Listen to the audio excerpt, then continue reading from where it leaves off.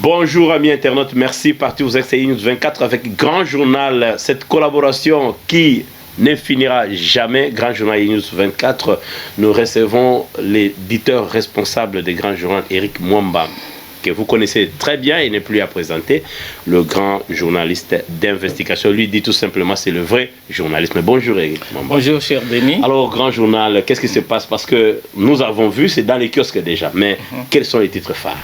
Bon, les titres phares, c'est la mort de l'ambassadeur italien Luca Attanasio, à qui profite le crime. Mais vous savez qu'on a dit que lui il est allé aussi profiter pour avoir sa part du butin, du coltan, parce qu'un ambassadeur là-bas, qu'est-ce que vous avez fait comme enquête? Qu'est-ce qui se passe? Parce qu'avec vous, il y a toujours des rebondissements, nouveautés, ce que personne n'a dit. Qu'est-ce qui se passe ensuite? Bon, peu importe ce qu'il est allé faire, la mort d'un homme est toujours sujette à débat, puisque la vie est sacrée. Donc on ne peut pas supprimer la vie d'un homme puisqu'il est allé pour un motif quelconque. Alors, Grand Journal a mené des enquêtes pour voir à qui peut profiter ces crimes, puisqu'il y a eu quand même beaucoup de commentaires, parfois désobligeants, et nous nous sommes dit que à présent, maintenant qu'il y a l'émotion est passée, les commentaires sont tombés, on peut maintenant mener des enquêtes et puis faire des analyses de manière froide. Alors, nous avons interrogé un criminologue que nous avons trouvé sur place, qui connaît bien la sous-région. Et lui, il est parti d'un fait. Il a dit, pour bien comprendre ce qui s'est passé, il faut analyser le lieu du crime. Donc l'endroit où ce crime a eu lieu. Donc c'est un peu à quelques encablures du parc de Virunga. L'ambassadeur a été kidnappé avec deux autres Italiens et un Congolais. Et ils sont morts vers le parc de Virunga. Alors ces lieux, c'est là où c'est le lieu où il y a eu le théâtre de combats violents entre un mouvement célèbre en République démocratique du Congo, qu'on appelle le M23, qui a été finalement défait par les FARDC sous le commandement du colonel Mamadou Ndala, de triste mémoire.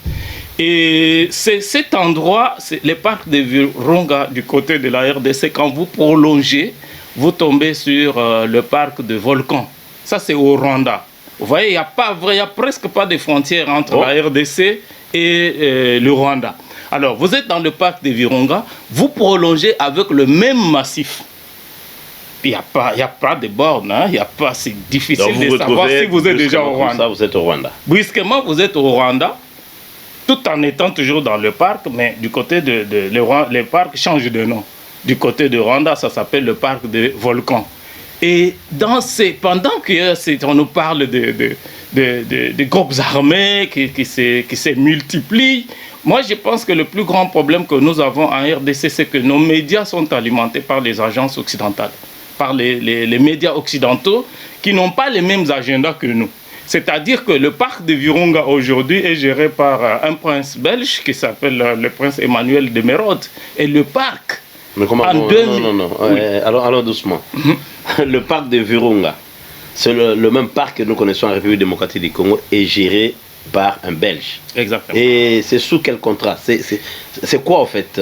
Parce que vous avez des révélations là-dessus, je suis sûr. Bon, le prince de Merode, il y a quelques années, il est venu, le parc est abandonné. Hein. Cher Denis, rappelle-toi que nous avons étudié plusieurs parcs, environ 10 parcs nationaux, si je ne me trompe, en République démocratique du Congo, mais dont personne ne parle aujourd'hui. C'est-à-dire ce sont des aires protégées par le patrimoine mondial protégé par l'UNESCO, mais qui sont pratiquement abandonnés par le Congolais. Alors lui, il est venu, il a dit, il veut protéger nos arbres et nos animaux. Puisque dans un parc, qu'est-ce qu'on y trouve? On trouve tout simplement les parcs et les animaux. Les animaux, oui. Or, dans cet endroit même, on se rappelle, il y a eu quelques années, il y a eu la guerre autour du pétrole, il y a des minéraux stratégiques. Je me rappelle, vous avez fait un article, une enquête sur ça aussi. J'avais fait une enquête sur ça. Parce qu'il y a 5 ans, 6 ans. Il y a quelques années, j'avais fait une enquête sur ça. Et dans ces parcs, lui, il vient, il dit, je vais protéger vos animaux et vos forêts, vos arbres que vous-même vous avez abandonnés, parce que vous n'en avez pas besoin. Et du coup, ça, c'est les affaires. Les médias occidentaux nous parlent des groupes armés qui se multiplient. Et puis, nous-mêmes aussi, les Congolais, nous reprenons ça comme les récitations, les fables du Jean de La Fontaine, hein, les laboureurs et ses enfants, etc. On répète ça à longueur de journée, alors que les affaires continuent. Dans ce parc de Virunga en 2020, ici, les gestionnaires ont réalisé un chiffre d'affaires de 8 millions de dollars américains. Mais du côté au Rwanda, le Rwanda, c'est plus que ça. Le Rwanda qui veut contrôler l'industrie touristique dans cette partie-là, le Rwanda a un plan d'ici 2025 de faire un chiffre d'affaires de 800 millions de dollars américains. Donc rien qu'avec le tourisme. Si vous regardez bien à Goma, Bukavu, que ce soit du côté de la RDC, donc Goma, Bukavu, l'industrie du tourisme se développe, mais personne n'en parle puisque nous sommes focalisés sur les groupes armés. Mais du côté au Rwanda, donc malgré la guerre, malgré tout ce qui se dit, les gens quand même s'organisent là-bas mieux que partout ailleurs. Mais si vous allez à Goma, la vie à Goma est mieux qu'à Lubumbashi, où il y a est mieux qu'à Kolwezi, par exemple. Mais vous donnez, quelles sont les raisons? Pourquoi il y a des groupes armés, on nous dit il y a la guerre là-bas, et finalement la vie est mieux? C'est quand même contradictoire. Qu'est-ce qui se passe réellement? C'est-à-dire que même pour revenir à la mort de l'ambassadeur, tous ces vacarmes ou tous ces crimes qui sont commis dans cette zone ont comme pour objectif décourager les touristes à venir en RDC. Parce que quand un ambassadeur meurt ou des gens sont tués dans cette partie, quand vous allez sur tous les sites des ministères des Affaires étrangères du monde entier, c'est la première information que vous trouvez. Parce que quand un Australien, par exemple, cherche un endroit, une destination pour ses prochaines vacances, il le regarde sur les sites des ministères des Affaires étrangères, il le regarde sur les sites des médias spécialisés dans le tourisme, et il y a des destinations qui sont déconseillées. Et là, quand vous avez un ambassadeur qui meurt en République démocratique du Congo, il ne peut pas aller là-bas. Quand vous avez des médias congolais qui répètent à longueur de journée qu'il y a la multiplication des groupes armés, que les gens meurent, les touristes... On parle de plus de 100. Et vous parlez des touristes, mais mais il y a des Belges qui vivent à l'intérieur du parc de Virunga, qui n'ont pas peur des groupes armés et qui font plus de 8 millions de dollars américains. Ça, c'est des chiffres officiels. Et il y a le pétrole, il y a les minéraux. Quand vous n'avez pas le contrôle à vos propres patrimoines, on ne sait pas ce qui se passe. Donc, vous vous contentez de ce qu'on vous dit. Et nous avons publié dans le journal un hôtel Serena, puisque nous sommes dit une bonne façon aussi de lutter contre l'insécurité dans l'est de la RDC, c'est de parler des choses positives qui se passent dans cette partie.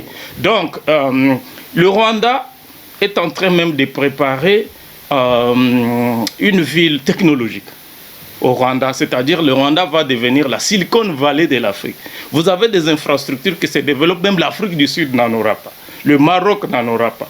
Donc, il faut décourager l'industrie touristique du côté de la RDC, puisque les espèces telles que les bonobos, par exemple, les gros singes, les singes de montagne, qui ne sont que là-bas. Qui sont rares, qui ne sont que là-bas. Et d'ailleurs, sur Internet, on nous dit qu'ils sont au Rwanda. C'est pour les Rwandais. Et pourtant, ça appartient au Congo. Non, en fait, le massif, comme j'ai dit, le massif traverse la frontière. Parce qu'il y a aussi beaucoup d'idées fausses, hein. Il y a beaucoup d'informations fausses concernant le Rwanda. Le Rwanda est tout simplement intelligent. Le massif, c'est un peu comme le cas du bassin du Congo, c'est un peu comme le cas du fleuve Congo, qui arrose aussi bien la RDC que le Congo-Brazzaville. Sauf que les 60% ou même 70% appartiennent à la RDC et une infime partie appartient au Congo-Brazzaville. Chacun utilise comme il veut. Chacun utilise comme il veut. Le cas de ces massifs ici de Virunga, qui s'appelle de l'autre côté un parc des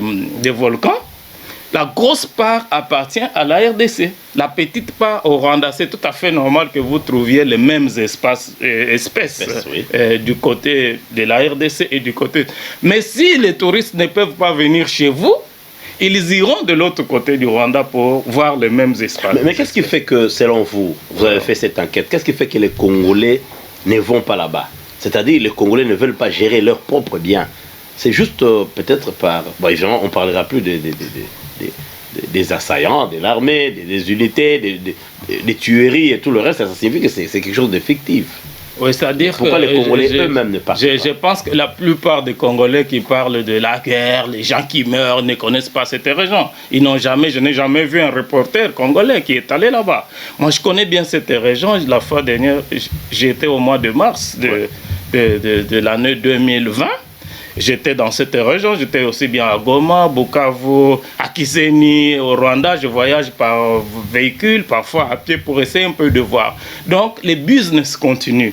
Les Congolais, ils continuent à renforcer, à faire peur aux gens. C'est vrai qu'il y a l'insécurité, on ne peut pas nier l'insécurité. Mais quand il y a un Belge qui décide... Quand il y a un Belge, sa femme et ses enfants, et puis ce n'est pas n'importe qui. Il y a une boutique en ligne, cher Denis. Il y a une boutique en ligne qui s'appelle tout simplement Virunga avec des vêtements, des t-shirts, des képis. Les gens achètent en ligne des choses, des articles estampillés Virunga.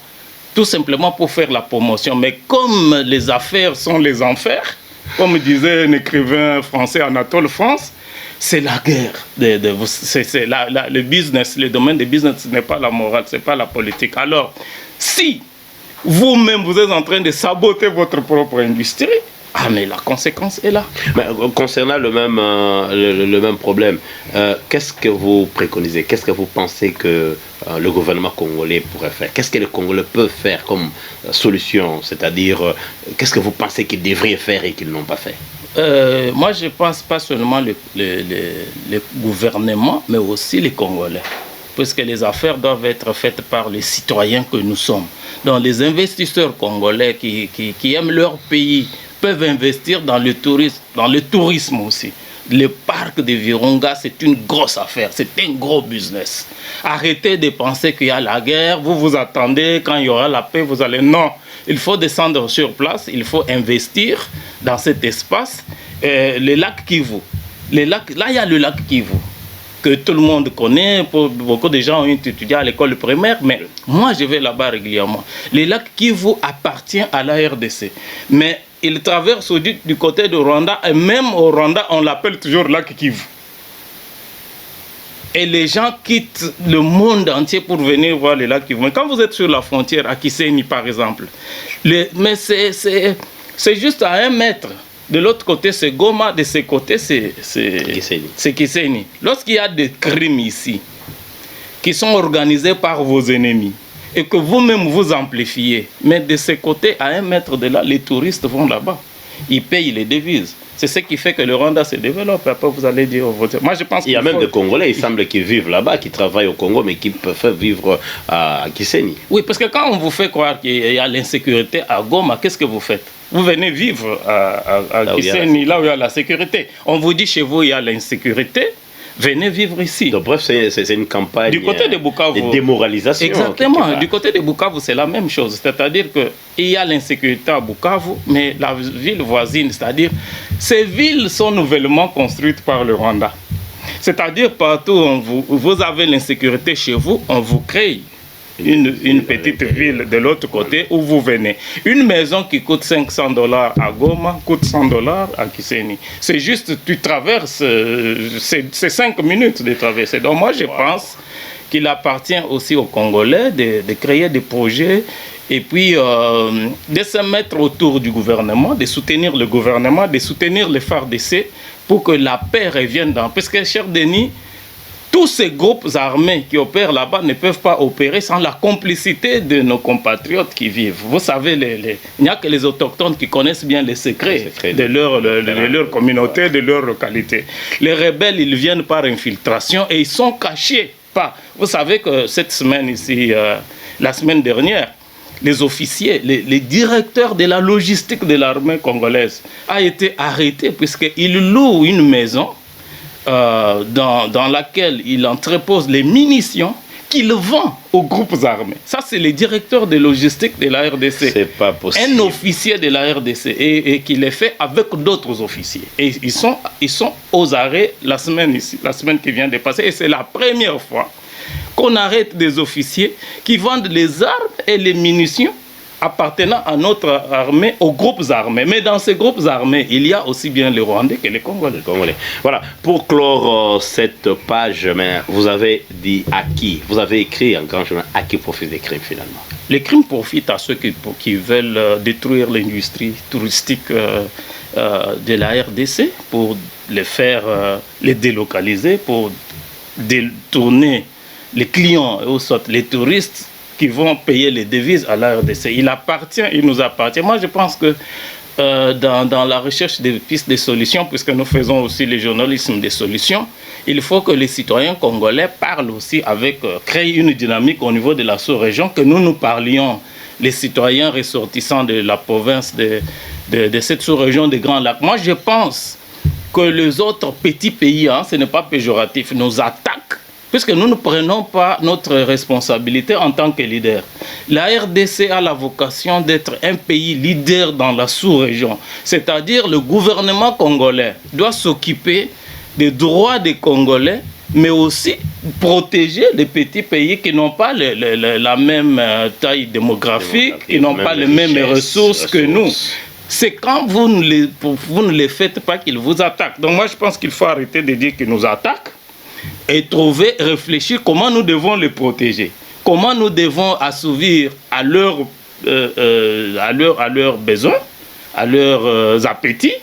Je pense que la Côte d'Ivoire l'a fait en Afrique de l'Ouest. La Côte d'Ivoire s'est occupée du Burkina, du Mali, du Libéria, de tous ces petits pays voisins qui sont autour avec son cacao et son café. Et du coup, la Côte d'Ivoire est devenue plus prospère. Les Rwandais peuvent travailler pour nous. Les Burundais peuvent travailler pour nous, comme à l'époque. Alors, moi, je pense que nous devons arrêter de dire que le Rwanda nous attaque. De là, vous avez un événement toujours dans le Grand Journal, parce qu'on n'a pas tout dit. Nos amis internautes devraient plutôt acheter l'abonnement de Grand Journal, le site que vous connaissez, nous passerons le site. Mais en attendant, il y avait quand même un événement que vous avez annoncé dans le Grand Journal. Oui, il y a un grand événement qui aura lieu le 27 mars à Kinshasa, au centre Carter, dans le cadre des activités de l'Union africaine. Cette fois-ci, nous allons célébrer les femmes albinos et mères. Donc, au niveau de l'Afrique. Donc, on parle des mères, ce sont les femmes non albinos qui mettent au monde les enfants albinos et qui sont victimes de toutes sortes de persécutions au sein de leur famille. Et les albinos qui sont victimes de discriminations de toutes sortes, et elles sont même victimes des rites traditionnels, c'est-à-dire certaines personnes disent non, si tu es porteur du VIH-Sida, tu couches avec une albinos, le sida va finir. Et il y a même les tombes qui sont profanées, puisqu'il faut déterrer les corps des albinos pour faire des fétiches, utiliser les os, etc. Alors nous, au niveau du Grand Journal, puisque nous sommes aussi un journal avant-gardiste de défense de causes humanitaires, la fois dernière, c'était les enfants orphelins du VIH-Sida. Cette fois-ci, nous organisons cet événement en faveur de toutes les femmes africaines albinos et mères, et en profitant aussi du fait que le président Félix Tshisekedi est président de l'Union africaine, et le président Félix Tshisekedi va rehausser sa présence à cette manifestation organisée par Grand Journal le 27 mars. Et l'objectif, c'est quoi l'objectif? L'objectif, c'est de trouver un mécanisme spécial de protection des femmes albinos et de toutes les personnes vivant avec albinisme. Trouver un mécanisme juridique de protection au niveau de l'Union africaine pour protéger ces personnes sur l'ensemble du territoire. Parce que l'Union africaine, cher Denis, doit cesser d'être un club de chefs d'État pour profiter aussi aux citoyens. Voilà. Et finalement, nous avons un dossier, les dossiers numériques.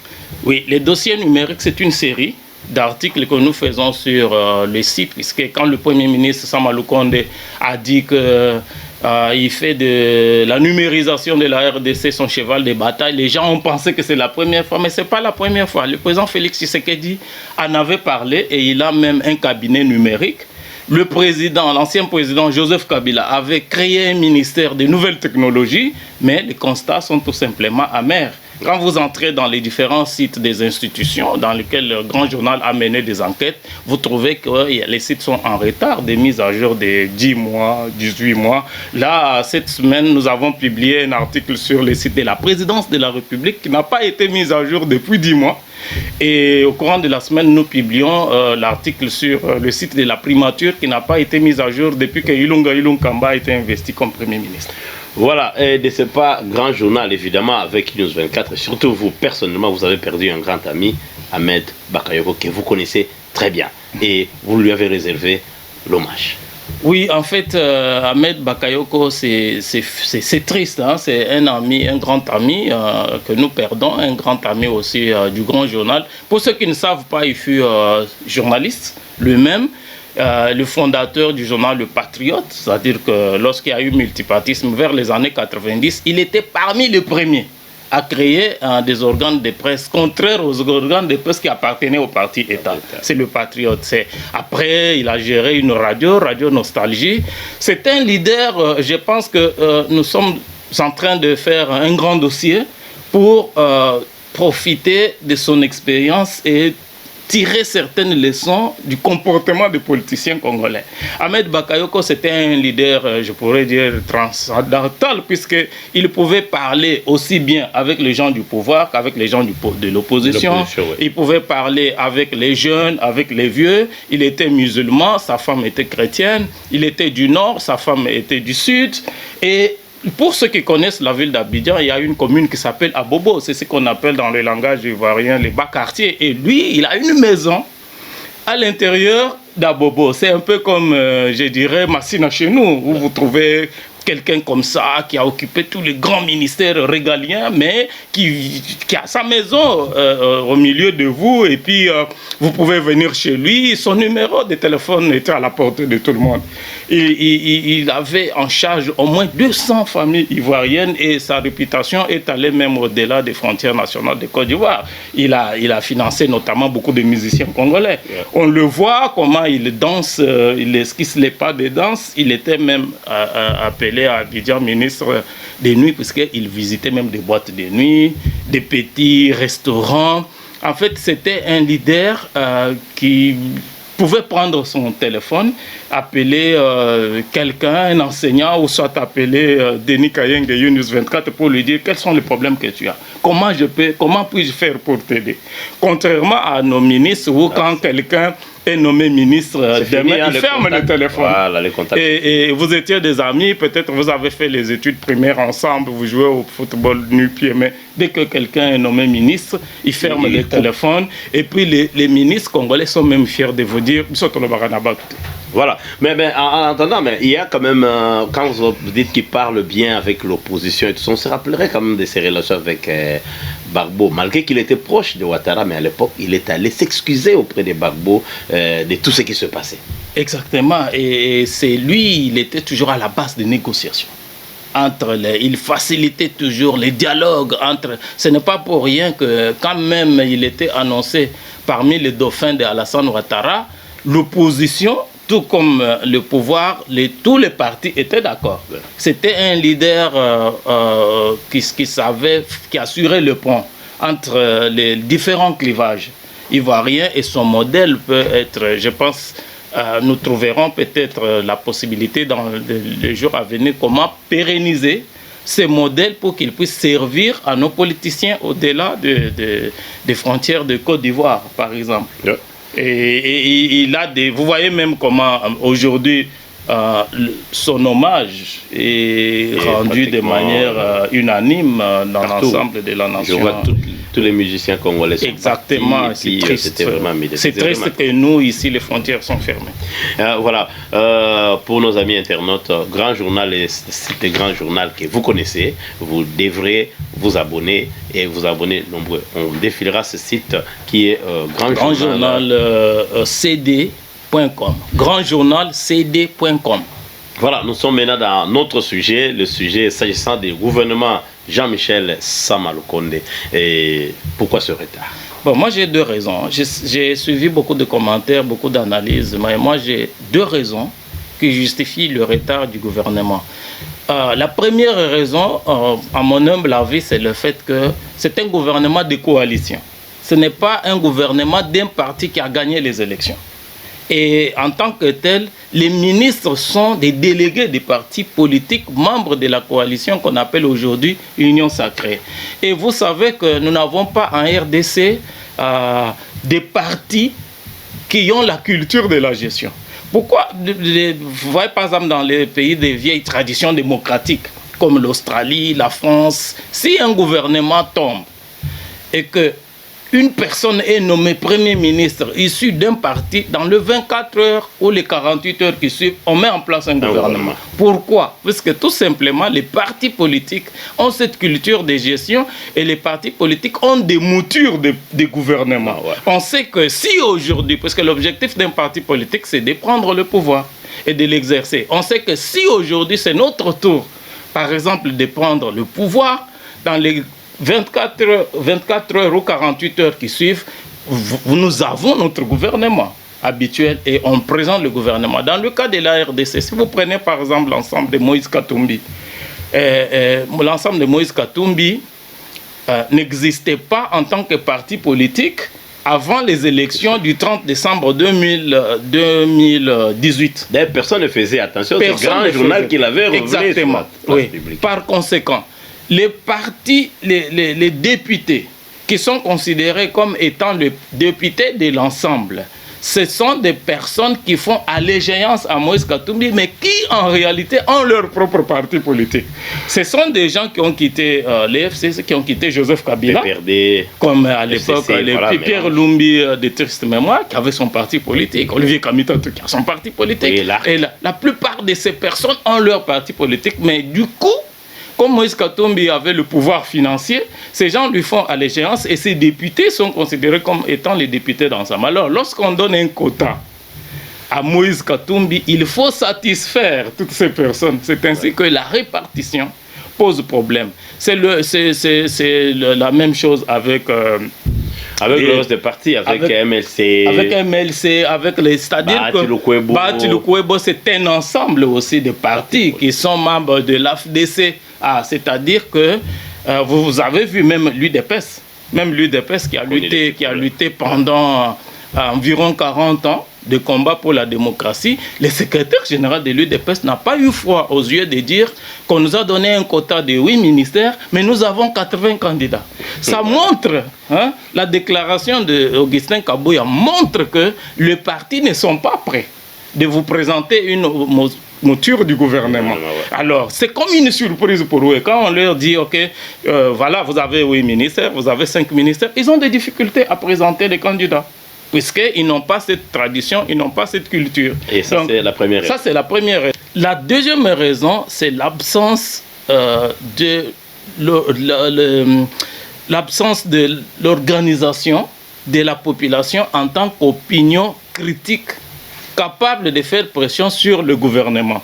C'est-à-dire les hommes politiques peuvent prendre tout le temps qu'ils peuvent prendre. En face d'eux, ils n'ont pas un interlocuteur du côté de la population en tant que masse consciente, qui connaît ses droits, qui sait qu'il y a des priorités. C'est-à-dire que pendant que les politiciens sont en train de prendre tout leur temps, en train de discuter, et ils boivent du champagne. Et entre-temps, ils doivent payer les anciens ministres. Exactement, ils payent les anciens ministres qui expédient les affaires courantes. Si les affaires courantes existent, pour ne pas dire les affaires étranges. Ouais. Alors, là, vous responsabilisez la population congolaise. La population congolaise, en particulier, permet la jeunesse, que le gouvernement puisse traîner. Exactement, puisque si, comme maintenant, vous avez des groupuscules au sein de la population congolaise, mais qui sont organisés autour des individus et non autour des idéaux. C'est-à-dire que aujourd'hui, les partisans de Moïse Katumbi ne peuvent pas faire pression sur le leadership de Félix Tshisekedi, puisqu'ils savent que leur leader est avec le président et qu'il attend son quota. Les partisans de Jean-Pierre Mbemba ne peuvent pas faire pression sur le président de la République, puisque Jean-Pierre Mbemba attend son quota. Si Martin Fayulu dit non, Balater, les partisans de Martin Fayulu ne peuvent pas faire pression sans le mot d'ordre de leur. Mais vous ne trouvez pas que c'est un peu complexe pour la population parce que avec ces taux d'analphabétisation, avec l'accès à l'information et tout le reste des choses que le gouvernement, bien sûr, en est responsable parce qu'il n'a pas voulu donner ça facilement à la population avec l'électricité qu'ils n'ont pas. Vous ne trouvez pas que quelque part le gouvernement est plus responsable? Il a conditionné, si je veux le dire, la population congolaise. Moi, je pense que c'est de bonnes guerres, puisque vous avez la classe politique que nous avons, c'est la même qui date des années 60, qui sortent ces acteurs de 1960 ou leurs poulains, ou leurs dauphins, ou leurs héritiers. Ce sont les mêmes personnes qui sont au pouvoir, qui ont déjà accumulé des crimes économiques, des crimes de sang. Donc, eux, ils n'ont pas intérêt d'éveiller la population. Ils n'ont pas cet intérêt-là, puisque dès que la population prend conscience, dès que la population devient revendicative autour de ses droits, cet établissement va prendre fin. Donc, du coup, eux, ils ont intérêt à maintenir la population dans l'obscurantisme. Ils ont intérêt à piétiner la population. Il appartient maintenant aux leaders d'opinion. Il appartient aux leaders que nous sommes. Ouais. Que nous sommes. Oui. Que nous sommes. Il nous appartient maintenant d'organiser la population. Mais la population doit être organisée surtout autour de groupes d'intérêt. Pas autour d'individus. C'est-à-dire les boulangers, par exemple. Ils doivent organiser un syndicat autour du pain.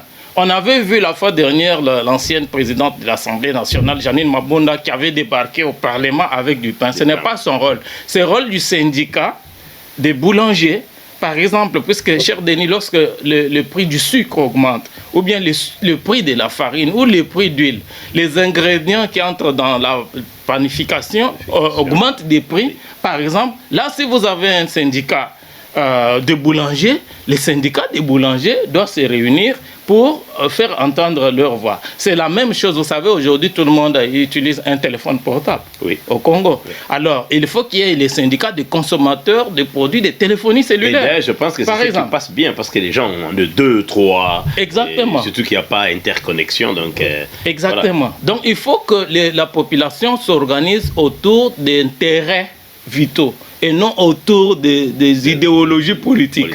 Puisque c'est par exemple maintenant quand le gouvernement traîne, vous savez que le gouvernement de la RDC est un grand client de tout ce qui existe comme les affaires locales.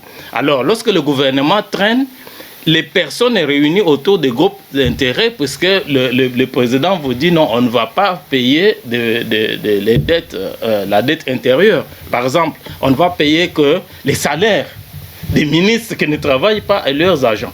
D'où, lorsque les choses traînent maintenant, lorsque vous avez une population organisée autour d'intérêts vitaux, les gens peuvent maintenant dire non, messieurs, nous voulons faire les affaires. Ne traînez pas, parce que quand vous traînez, là, le gouvernement va avoir peur.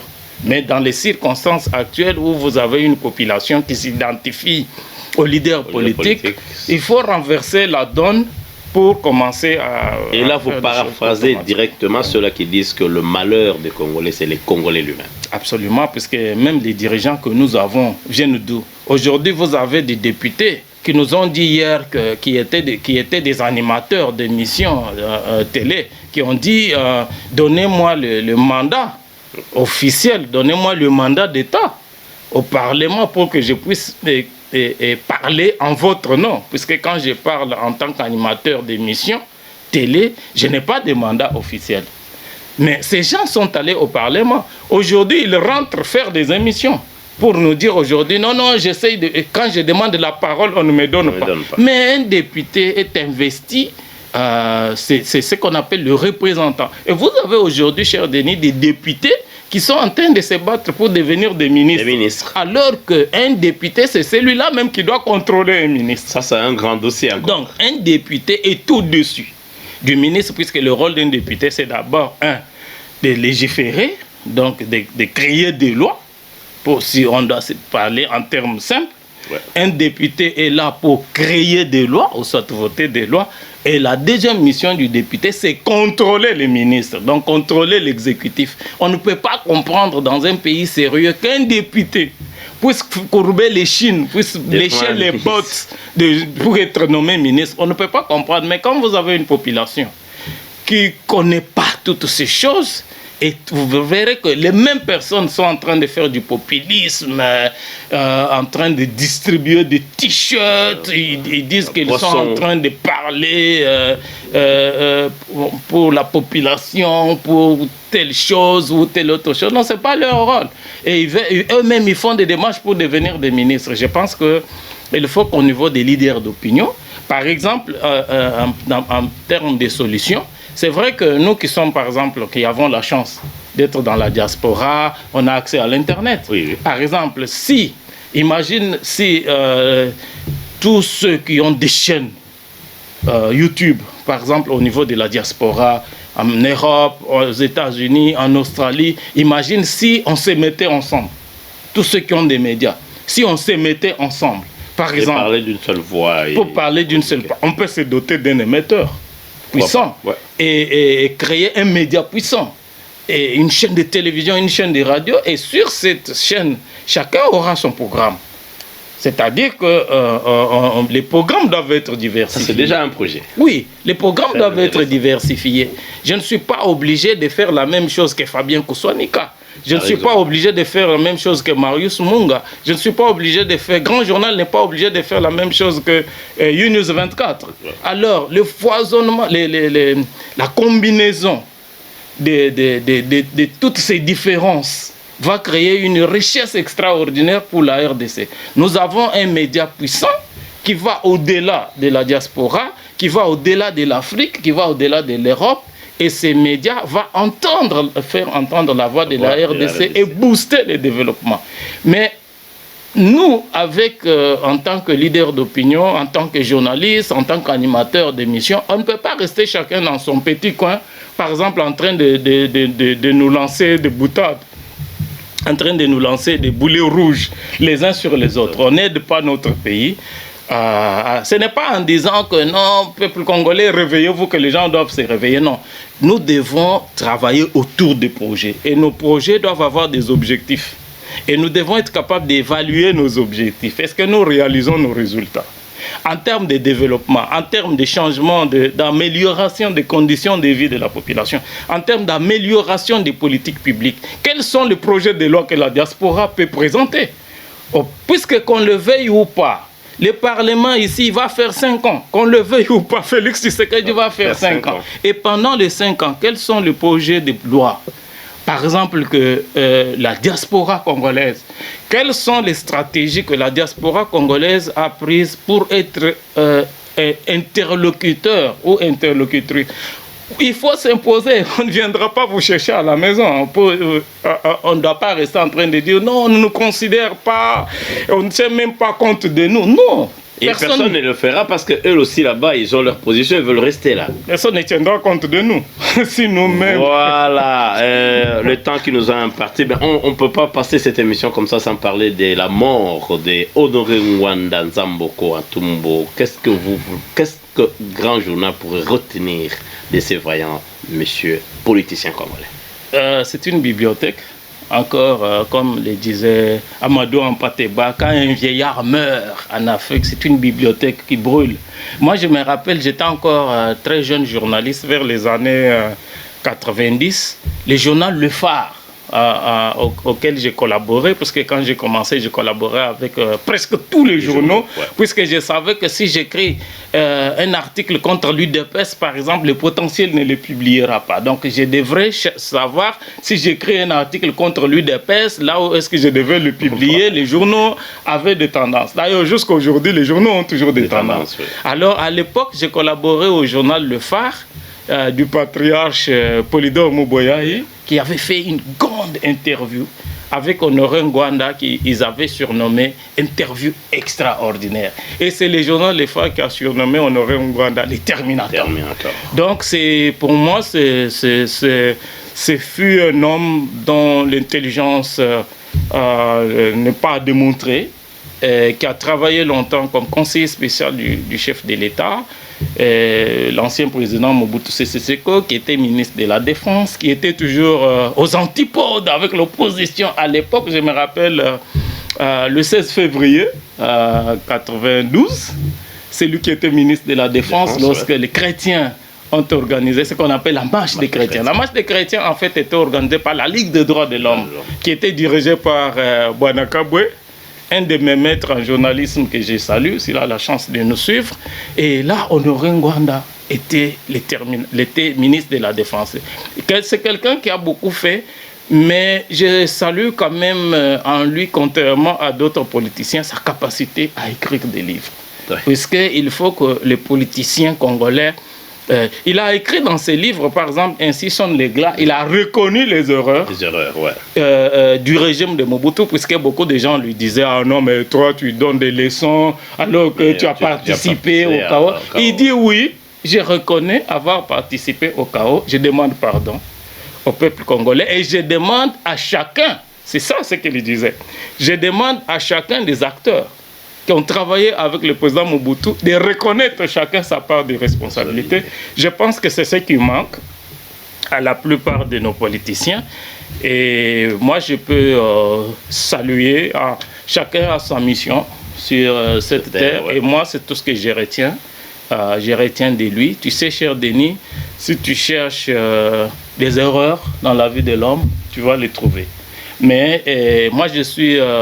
un disciple de l'ancien secrétaire général de l'ONU, Kofi Annan, qui disait que si tu regardes sur cette